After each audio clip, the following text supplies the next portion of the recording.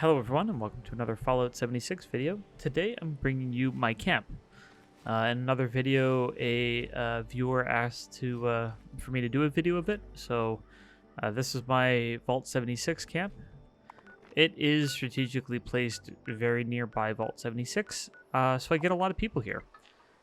This is the kind of place that I'll regularly have 2, 3, 4 people at. Mainly because its low-level players use Vault 76 as a go-to spawning location, and this is sort of a nearby place of safe refuge. So, when you fast travel, you spawn over here on this upper elevated area.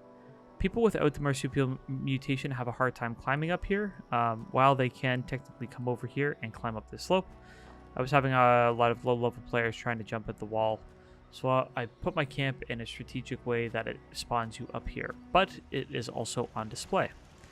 First thing that you see when you come up over here is a presentation, Blue Ridge Caravan banner, as this is a Blue Ridge Caravan themed camp, as well as the camp module and Vault Boy statue on display here. So it looks like Vault Tech endorses Blue Ridge Trading Caravan.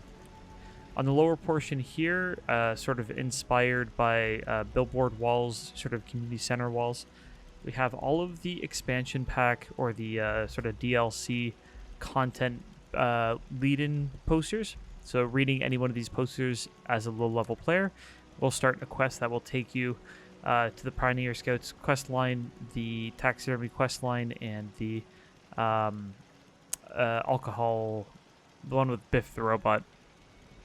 That quest line, whatever it is.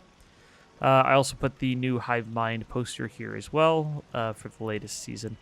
So it sort of stacks up. Oh yeah, I did the shelters one as well. This one unfortunately keeps clipping and at some point in time is going to drive me up the wall.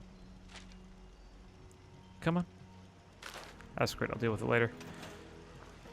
So once you head up the staircase, you're met with rainwater collectors and sort of a nice view here of the patio area. So we have a patio area and this Bloody Eagle's Nest, which I turned into a nice bar. We have Tipsy Tom here serving up drinks, as well as a punch bowl over here. That is usually full of vintage Nuka Shine, just a little spiked punch to welcome new players in. It's always quite fun to have a low-level player drink that and end up somewhere in the world they weren't expecting.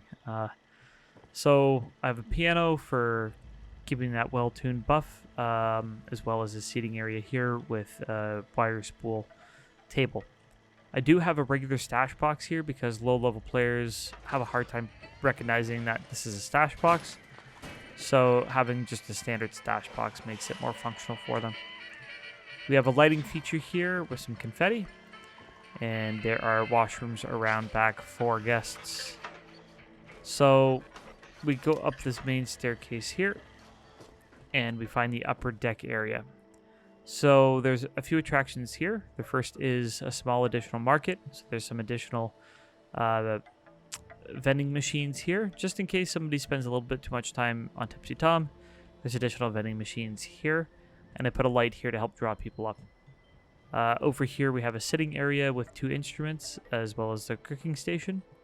And over here is a 1-bedroom small shack equipped with furnace or a stove, fancy shotgun on rack, as well as an American flag, a little bit of decoration, and sort of that tree log designed light thing. We also have a nightstand built out of a steamer trunk that I like a lot. So before I put these in, for instance, this was the only light source here, and a little radio. So once we leave here, we have this small bridge area here, as well as this tree of bones. I was inspired by this bone charm here, and I wanted to make it look a little bit bigger. So having this bone chime, I put all these other bone chimes, having this sort of bone mole rat wind chime, that's what it's called. I put these other bone chimes up here, and that sound from that clanking together actually sounds like it's this entire tree. And to get these on here, it was quite tough. I actually had to use conduit to sort of stand these off and drop down. It took a while for me to figure out how to do this properly. Here we go. We have 2 other players here that are exploring. This person here is in my shelter. We'll explore that in a sec. So next to that is the workshop over here. And again, another Blue Ridge Trading Caravan banner. And on the inside, we have things like the special punch card machine. We have a widget station here where people can play with these light boxes and cycle colors. I'll often find these cycle to different colors, which is quite fun. And you can reset it with the terminal that's hooked up to it. Another fun thing that you can use the terminal for, which I personally like using it for, is playing video games. So I like playing my video games on the terminal. Not a lot of people realize you can use the terminal for this. But you can load your Pip-Boy games on here if you want. So play some Nuka Tapper on here. Yeah, it just feels like a fun way to play the Pip-Boy games if I want to sit down and actually play them a little bit. So we have a skylight as well. So the skylight was sort of my design. I haven't seen that done anywhere else. Also, the lighting is sort of windmills and these asylum lights, as well as these hanging cage lights. We have all of the amenities in here, stash boxes, crafting stations, science chalkboards over here, just to help detail out the wall a little bit. So overall, I'm pretty happy with it. I have an ammo converter, and I have a display case with my favorite games in it. So those are good to put into the terminal and start playing right away. My chair went missing. I used to have a rolling chair here. I might consider putting it back or not. I can't remember why I moved it. Scrap box over here. So that biometric scanner that we got off one of those liberators, you know, nuclear, fiber optics, asbestos. And these things are, those level 50 liberators are easy for your turrets to kill. And they just give you free stuff. Now this is my personal balcony over here. This is where I go AFK a lot, or if I'm doing reading or research or editing videos, this is where I tend to be AFK. There's a hammock for resting, a chair, and it's framed up nicely by these trees. So when you come out, you have sort of these colorful red trees. And then over here, we have a nice view of Vault 76. And I have my cardinal, sort of some potted plants. And overall, it you know, it gives you quite a nice scene or view, depending on how you use it. So I use these doors from the cage trailer, and I think they suit this quite well. So that's it for the upper portion here. If you notice, there's not a lot of sounds here. So there was the sounds from that other player whose sound Vox bugged, but I don't have any generators here. We're all solar powered to help reduce noise. And I have the sound of the chimes here as sort of a meditative sound almost. Tipsy Tom is noisier than I'd like, but my better half does like or find amusing the idea that there's a robot that shoots peanuts out of his hands and serves cold drinks out of his face. So he's around for the lulz, let's say. Yeah, so let's go down to the lower half. We're already down here now. So over here on the lower half, again, we had the urinals. If we come over here, there is a well for drinking. So this will actually give you rad-free water. So this is the only water source that is rad-free. For some reason, it is sitting high. I was playing around with its position. Gotta lower that down a little bit. There we go. And you can also drink. And while you're drinking, you can collect lots of water from here just by pressing the collect button. So this is what I use for doing crafts and stuff. Over here, we have corn plants. Again, for low-level players, corn soup is probably one of the best foods that you can have. And I'll use corn soup as a quick go-to food item when I don't feel like crafting silt bean soup. There's another little back overlook deck here that just overlooks this nice scene. Often there is, underneath here, there are raiders that are camped out and hiding. But, yeah, this is sort of a nice scene here that you can sort of sit up and take a look at an elevated look at the back deck. This was inspired from that Birdwatcher's overlook Maybe I'll do a video on the Birdwatchers Overlook. I like that a lot.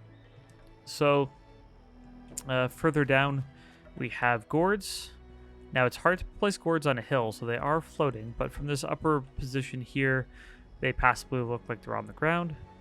And a decorative rock here as well that is covering up a plant that would normally spawn. Scarecrow and honey. So if we need some honey, there's a beehive here. I think one of those low-level players just emptied this. Yeah, so this is sort of my garden over here. I use gourds to make cranberry relish, which is a great EXP food. So that's it for the upper portion of the camp. I'm going to take you now down to the vault utility room. So the whole goal with my camp was to make a tidy, compact camp that had a rustic feel to it, but very functional and lived in. I wanted to make sure I had all my basics of utility taken care of, and I think I did a good job with it. So this is my vault utility room. This is technically the entrance hall. Why is my door open? Sorry, that was my fault. This is basically has a vending machine and all of my crafting. And when I'm playing with new camps, I'll drop this down immediately because this will give me access to basically all the fun stuff I like to play around with. Let me put my power armor back here. So I like to keep my power armor here as well. So put my excavator power armor back there. This was the Hellcat power armor. This is my XO1 that I use with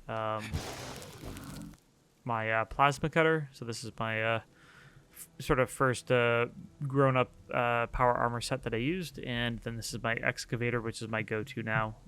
This provides me enough resistances and enough benefits that it's worth using over any of the other ones. I'm keeping the Hellcat one because I just got it and it's cool looking, so we're just gonna stay there for a little bit. Yeah, aside that, we have all the basics for stations, science boards, and toolboxes here. I framed up some power stations in the back just to help frame up these units. And overall, I'm pretty satisfied with it. I wanted to make it feel like this was sort of the end of it, so I put these screens in the back to conceal the doorway over here. Okay, so there's a doorway over here, which is... This should be locked. F-lock. Yeah, this normally has a lock on it, so people can't come in. So the back portion here, again, have a second set of scrap boxes. Where's my door? I'm missing my door. Why am I missing? I think I was playing around with some stuff and I'm missing my door. Give me 2 seconds here to replace my missing door. I didn't have a door on here. I just had a doorway. It leads you into this area and makes it feel more cozy.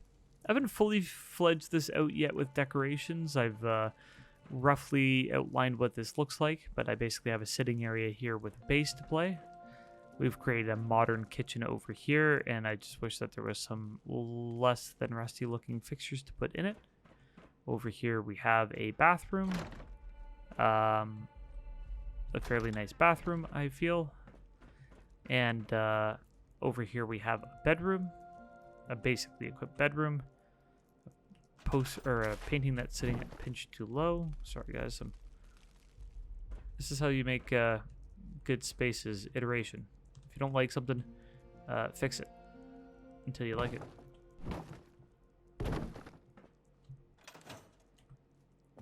There we go. So I was sitting on the top rail.